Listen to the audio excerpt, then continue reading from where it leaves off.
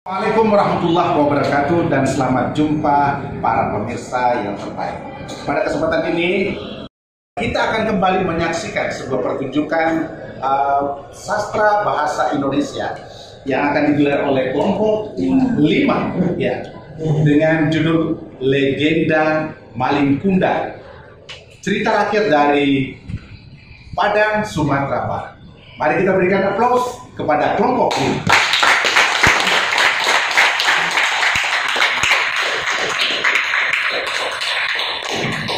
Dan selamat menyaksikan.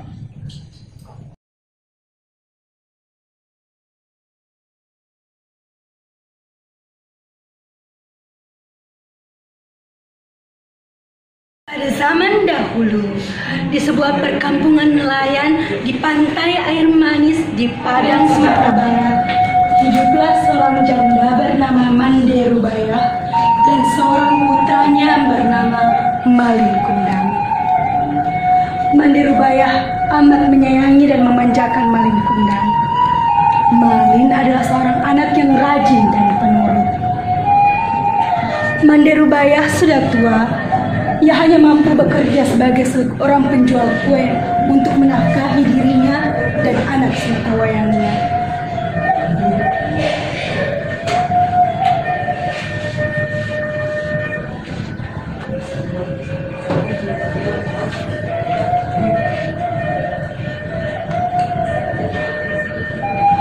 Suatu hari, Malin Kundang jatuh sakit. Sakit yang amat keras.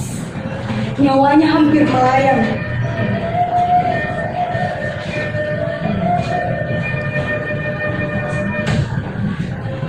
Namun, ia akhirnya bisa selamat berkat ketelatenan ibunya yang sangat mencintainya. Mereka adalah ibu dan anak yang sangat menyayangi. Kini, Malin sudah dewasa.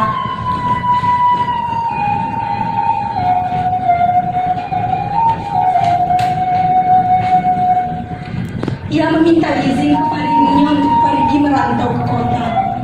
Karena saat itu ada kapal besar yang sedang merapat di pelabuhan pantai Air Manis. Ibu, izinkanlah anakmu ini untuk merantau ke kota besar. Jangan, Malin. Ibu takut terjadi sesuatu kepadamu di tanah rantau. Tinggallah di sini bersama ibu. Tenanglah, Bu. Tidak akan terjadi apa-apa pada aku. Ini kesempatan besar. Belum tentu setahun sekali ada kapal yang merapat di pantai ini. Aku ingin merubah nasib kita, Bu. Izinkanlah. Baiklah, ibu izinkan. Cepatlah kembali, nak. Ibu akan selalu menunggumu. Meski dengan berat hati, akhirnya Mande Rubaya mengizinkan Malin Kundang untuk pergi merantau ke kota besar. Kemudian, Malin dibekali nasi dibungkus yang berbungkus daun pisang sebanyak 7 bungkus. Ini, nak, untuk bekalmu di perjalanan. Kalau begitu, Malin berangkat dulu, Bu. Hati-hati di jalan, nak. Setelah itu berangkatlah Malin Kundang ke tanah rantau sambil meninggalkan ibunya sendirian. Hari-hari terus berlalu, hari yang terasa lambat bagi Mande Rubaya. Setiap pagi dan sore, Mande Rubaya memandang ke laut. Sampai di manakah kamu berlayar, nak? Ia selalu mendoakan anaknya agar selalu selamat dan cepat kembali. Beberapa waktu kemudian, jika ada kapal yang merapat, ia selalu menanyakan kabar tentang anaknya.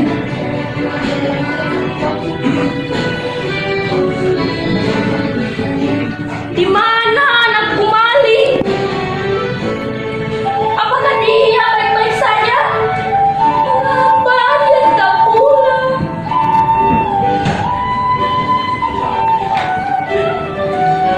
Namun, setiap ia bertanya bertanya pada awak kapal atau nahkoda, ia tak pernah mendapat jawaban. Malin tak pernah menitipkan barang ataupun pesan untuk ibunya. Bertahun-tahun Manderubaya terus bertanya, namun tak pernah ada jawaban. Hingga tubuhnya semakin tua, kini jalannya pada suatu hari, Manderubaya mendengar kabar dari nahkoda dulu yang membawa Malin. Nahkoda itu memberi kabar bahwa kini Malin telah menikahi seorang gadis cantik, anak bangsawan yang kaya raya. Manderubaya amat gembira mendengar hal itu. Ia selalu berdoa agar anaknya selamat dan segera kembali. Sinar keceriaan mulai menghampirinya kembali. Namun, hingga berbulan-bulan semenjak dia mendengar kabar itu, Malin tak kunjung kembali. Pulanglah kemari, nak. Ibu sudah tua. Kapan kau pulang, nak? Ia yakin anaknya pasti datang. Benar saja, tak berapa lama kemudian di suatu hari yang cerah, di kejauhan tampak sebuah kapal yang megah dan indah berlayar menuju pantai. Orang kampung berkumpul. Mereka mengira kapal itu mirip seorang sultan atau seorang pangeran. Mereka menyambutnya dengan gembira. Jika kapal itu mulai merapat, terlihat sepasang anak muda berdiri di anjungan. Pakaian mereka berkilauan terkena sinar matahari. Wajah mereka cerah dihiasi senyuman karena bahagia disambut dengan meriah. Manderubaya buru-buru mendekati kapal. Jantungnya berdebar keras saat melihat lelaki muda yang berada di kapal itu. Ia sangat yakin sekali bahwa lelaki muda itu adalah anaknya, Malin. Belum sempat para sesepuh kampung menyambut Malin, ibu Malin terlebih dahulu menghampiri Malin. Langsung memeluknya erat. Dia tak. Malin, anakku. Kamu benar anakku, kan? Mengapa begitu lama kamu tidak pulang, nak? Malin terkejutkan dipeluk wanita tua yang renta yang berpakaian compang-camping. Dia tak percaya bahwa wanita itu adalah ibunya. Sebelum sempat dia berpikir, dia cantik kemudian berkata, "Wanita tua jelek ini kah ibumu? Mengapa kau tega membohongiku? Bukankah dulu kau mengatakan bahwa ibumu adalah seorang bangsawan dan saudara denganku? Hah?" Mendengar kata pedas dari istrinya, Malin Kundang langsung mendorong ibunya hingga terjatuh terkeliling pasir. Hei orang jelek, aku bukan anakmu. Manderubaya tak percaya akan perilaku anaknya. Dia jatuh terduduk sambil berkata, Anakku. Malin, anakku. Aku ini ibumu, nak. Malin Kundang tidak mempedulikan perkataan ibunya. Dia tidak akan mengakui ibunya. Dia malu pada istrinya. Melihat wanita itu beringsut, dia kemudian lalu menendangnya. Hei orang gila, aku bukan anakmu dan saya tidak punya ibu seperti kau yang kotor dan menjijikkan. Wanita itu terdapat di pasir, menangis dan sakit hati.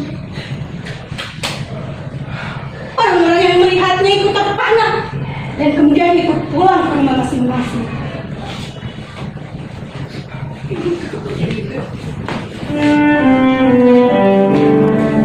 Manderubaya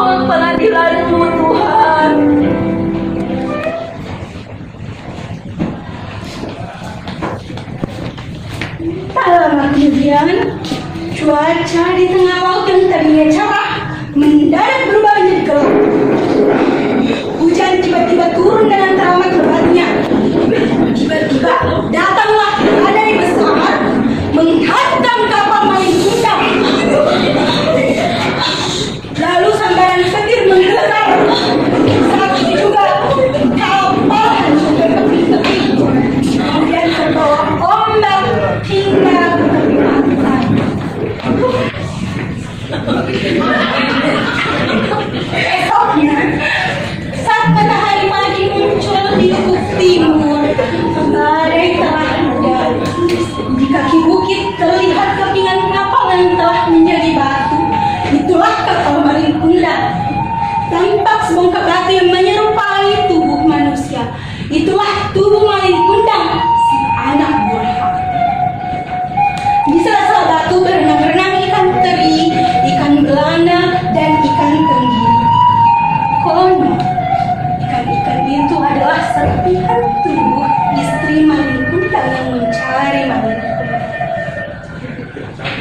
Sampai saat ini, jika ada ombak besar menghantam batu-batu yang mirip kapal dan tubuh manusia itu, terdengar bunyi seperti lolongan dan jeritan manusia. Ampun Bu, ampun. Konon, itulah suara Malin Kundang, si anak burhak.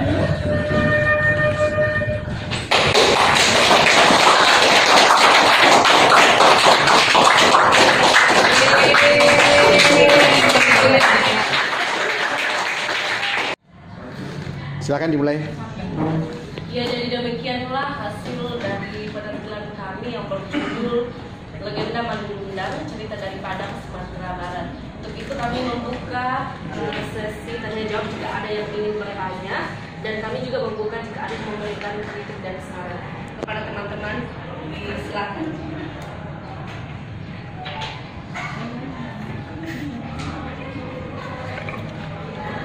Ingin bertanya atau memberikan saran? Ingin bertanya atau memberikan saran, disilakan.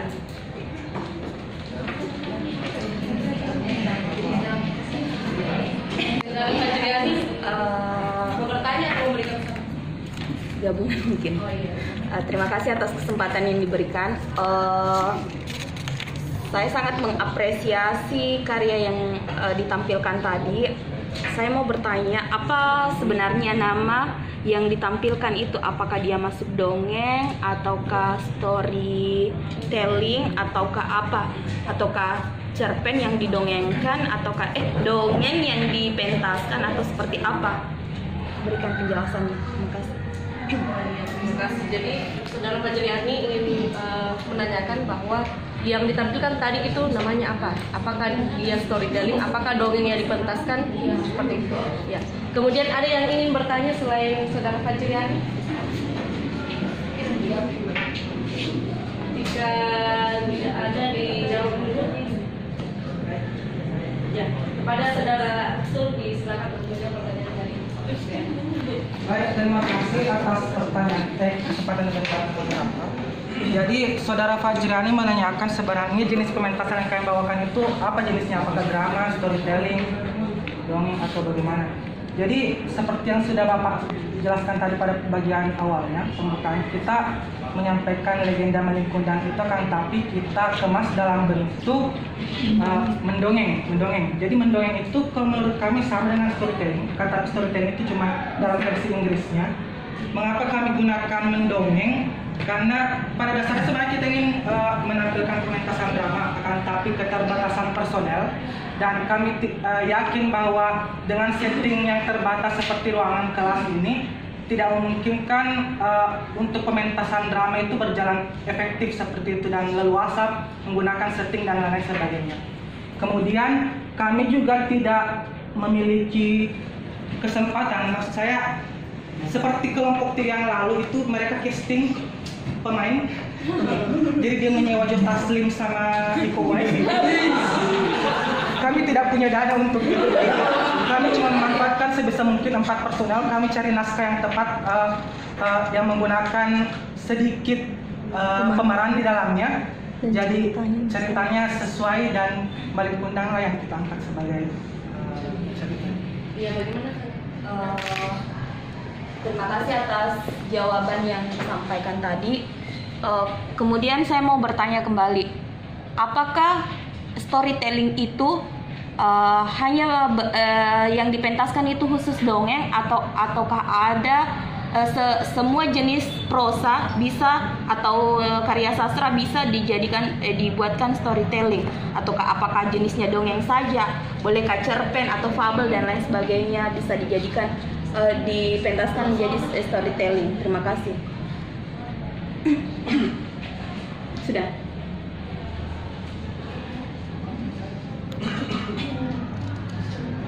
Jadi begini saudara Martuliani, bahwa untuk mendongeng seperti ini tidak ada batasan apa harus dongeng kah atau fabel atau legenda, semuanya bisa asalkan pembacanya atau pembawa ceritanya itu ekspresif dalam menyampaikan cerita, karena ekspresi itu sangat penting untuk membawa pesan dari cerita tersebut. Saya rasa seperti itu.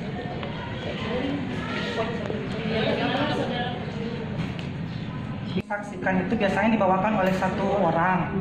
Satu orang itu membacakan dongeng kah, fabel dan lain sebagainya, itu yang biasanya prosa, rata-rata prosa biasanya. Itu dia bacakan narasinya, kemudian jika terdapat dialog dalam narasi tersebut, dia perankan. Seperti kami misalnya tadi akan, tapi karena anggota kelompok kami ada 4, jadi kami maksimalkan perannya. Kita istilahnya menyelipkan dalam storytelling tersebut, dalam dongeng tersebut reka-reka adegan tertentu yang memerankan Malin Kundang dan kehidupannya seperti itu. Kalau misalkan kita melihat kayak opera, apakah itu bisa dikatakan storytelling? Opera, misalkan opera Panjava, itu bukan, ataukah opera atau seperti apa? Itu sih situasi. Sama juga ya, ada yang naratornya, kemudian ada yang mempraktikkan. Itu bukan storytelling ya.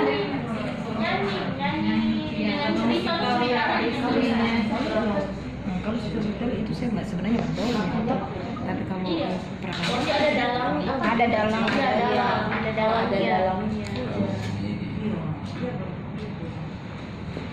Gimana? Sudah? Iya. Iya. Kepada saudara Lisa. Terima kasih atas kesempatan yang diberikan kepada saya. Assalamualaikum warahmatullahi wabarakatuh. Selamat pagi. Setelah menyaksikan persembahan dari teman-teman tadi, yang ingin saya tanyakan, apakah settingan penampilannya itu memang pembacanya itu harus di atas pentas atau bagaimana? Karena kalau menurut saya, betul saya sepakat apa yang disampaikan misalnya saudara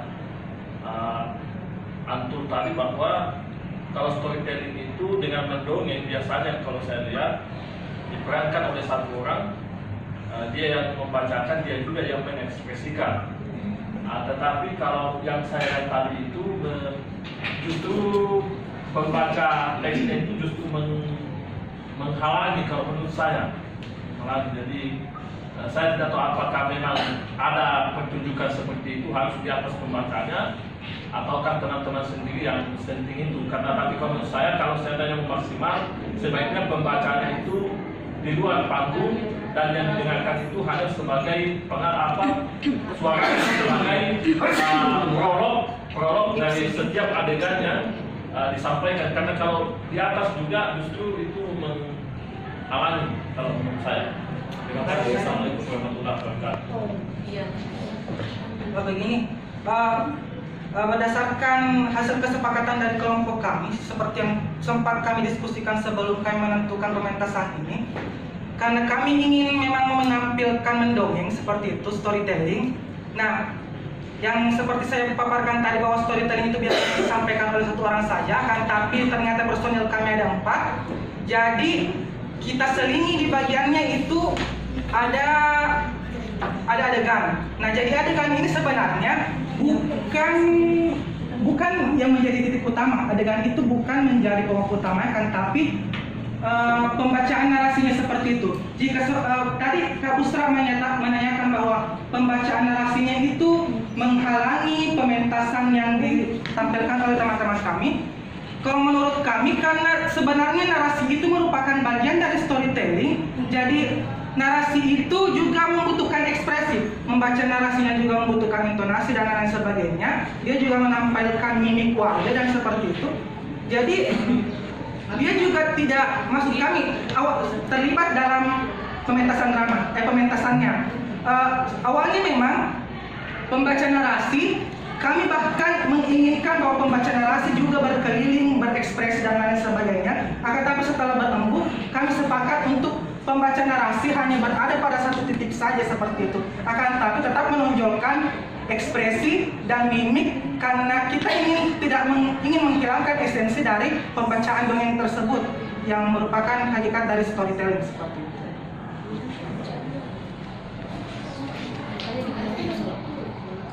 Ya, bagaimana saudaraku? Terima kasih. Tapi kalau asumsi saya itu adalah settingan dari teman-teman sendiri yang seperti itu. Iya. Berarti ya ini pengalaman baru buat saya. Tapi sebenarnya kalau saya mengarahkan, seandainya tadi pembacaan itu terlibat, itu justru lebih bagus menurut saya kalau dia tidak sekedar membaca, tapi juga terlibat karena toh pada saat adegan itu dia tidak dalam posisi membaca sesuai dengan bacaan dan begitu tadi. Jadi seandainya dia bisa terlibat langsung, justru itu lebih bagus kalau menurut saya. Terima kasih. Ya, terima kasih banyak atas tanggapannya. Jadi seperti kelompok kami ini kan mengangkat cerita Maling Kundang. Peran yang diperankan itu hanya 3. Jadi sangat tidak mungkin untuk naratornya untuk turut terlibat. Makanya narator hanya membacakan jalan cerita dan mengekspresikan apa yang digambarkan dari prolog tersebut. Karena memang dalam cerita ini hanya ada 3 tokoh, Maling Kundang, ibunya, dan istri Maling Kundang, meskipun perannya hanya sedikit seperti itu. Ya, bagaimana? Ya, masih ada lagi yang ingin bertanya, gitu ya? Silakan, Saudara Fitra.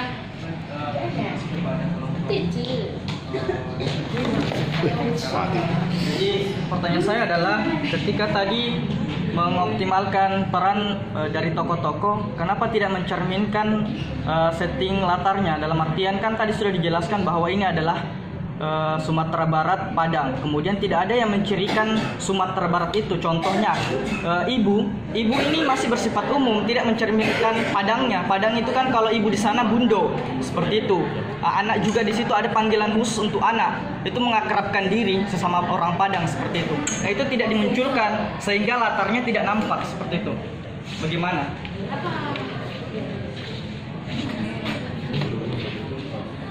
Ya, ini semula saya juga sempat menanyakan tadi kepada Kak Dani, sama Ratna, bagaimana kalau saya menggunakan istilah bundo, kemudian menyebut diri saya sebagai ambo seperti itu. Akan tapi yang saya khawatirkan karena ide tadi baru muncul, karena kebetulan naskah yang kami ambil itu memang menggunakan bahasa Indonesia asli, dia tidak menggunakan bahasa Minang. Jadi itu yang awalnya kami ikuti, kemudian kami terapkan, dan setelah tadi kami baru menemukan terlintas di benak kami untuk menerapkan hal tersebut. Akan tapi yang kami khawatirkan dalam pementasannya tidak konsisten. Jadi kami tidak menggunakan peristilaan tersebut sebagai identitas bahwa legenda ini berasal dari Padang. Nah, jika Saudara Fitra menanyakan bahwa mengapa kemudian apa yang mencirikan sebenarnya bahwa pementasan Anda ini merupakan pementasan dari Padang dan sebagainya, maka dari itu, karena pada awalnya kami ingin mementaskan drama sebenarnya, cuma yang saya sampaikan tadi bahwa ada beragam jenis keterbatasan, sehingga kami memilih menggunakan storytelling saja. Kemudian itu tadi juga bahwa ada pembacaan narasi. Kemudian di sisi lain juga ada properti berupa penggunaan topi, penggunaan sarung meskipun sarung sabit, sarung khas Makassar, khas Sulawesi. Makassar. Di sini juga ada ibu-ibu apa ya? Ibu tua. Ibu tua. Yang menjijikkan. Saya pikir dengan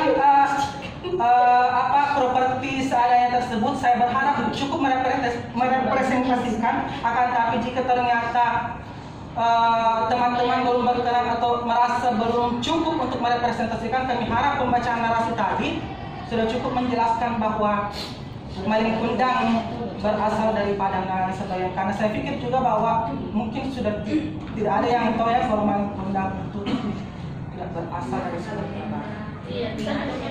Iya, sama dari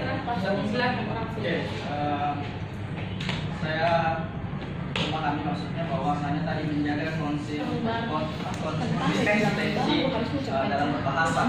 Namun kan berbeda pembacaan seorang narator berbeda dengan seorang yang mementaskan. Kalau narator berbahasa Padang ataukah dialek Padang, maka itu mungkin keseluruhan akan ditampilkan dengan bahasa daerah. Tapi yang saya maksud adalah yang mementaskan itu kan harus mencerminkan bahwa latarnya adalah Padang seperti itu, ataukah daerah Padang, orang Padang seperti itu. Jadi saya tidak menuntut memakai bahasa Padang, tapi ada ciri khasnya bahwasanya ini orang Padang gitu.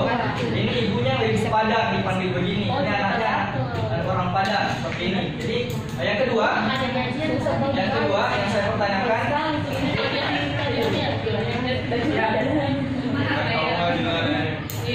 kami sadar itu bahwa sebenarnya juga kami ingin melakukan hal yang demikian, tapi seperti yang saya katakan bahwa ada keterbatasan dari kami kurang data. Jadi mudah-mudahan jika ada kesempatan untuk melakukan hal yang sama kami akan memilih.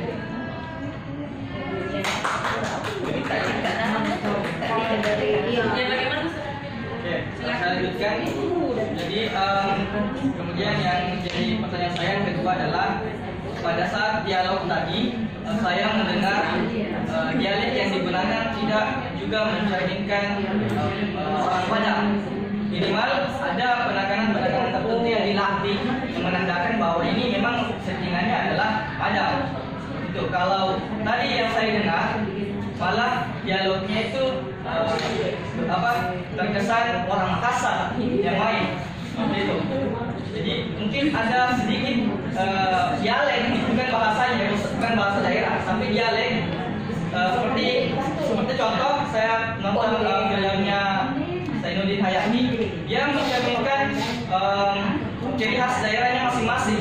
Jadi ada dialek-dialek tertentu yang memiliki penekanan nada yang mencerminkan oh dia memang ini orang Makassar, oh ini orang Padang. Jadi ada pembeda seperti itu. Udah sama Uni nyanyi ya udah. Udah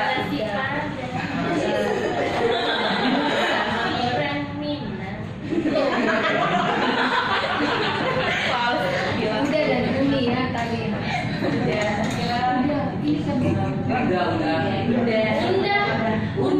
Terima kasih.